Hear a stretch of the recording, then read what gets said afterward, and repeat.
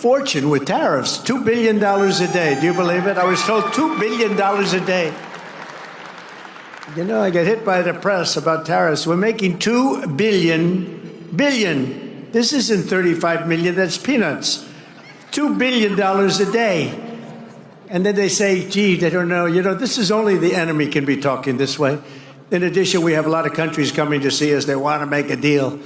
And we're doing things that nobody's ever even thought about doing. And we're going to defeat the radical left Democrats who are out there complaining about everything. All they do is complain, and then they want to put men and women's sports and things like that. They want men and women's sports. They're still fighting for that. I saw this poor guy. You all know him. I won't mention his name. He's sort of a nice guy. He's a loser. He's a Democrat, but he's a loser. And he was fighting on a big show this morning. We've got to have that. It's not fair that, essentially, that men aren't allowed to compete against women. Can you believe this guy? But let them do it. I say we shouldn't be fighting a lot of these things. Just let them go. And then just before the next election, we'll unleash on them.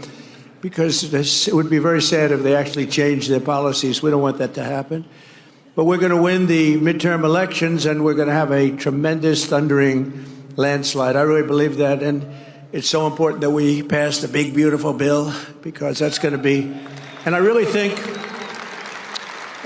we're helped a lot by the tariff situation that's going on, which is a good situation, not a bad. It's great. It's going to be legendary. You watch, legendary in a positive way. They want to make a deal with us.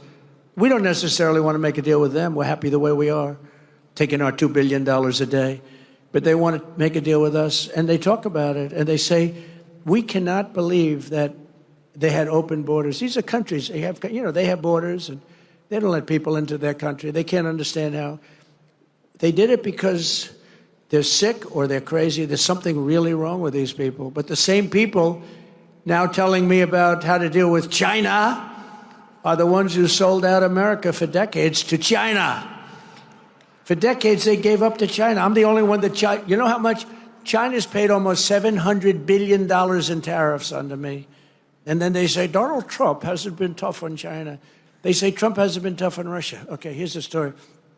Nord Stream 2. Did anybody ever hear of it? It's the biggest pipeline in the world. I closed it.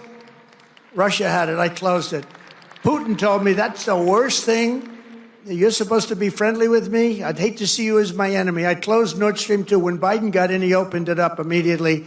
It serviced all of Europe, going to Germany. It serviced all of Europe. We closed it, and they say, oh, he wasn't tough on Russia. I was very tough with the sanctions and everything else. And by the way, just for your information, we're trying like hell to get the fighting stopped between Russia and Ukraine. A thing that never would have happened if the election wasn't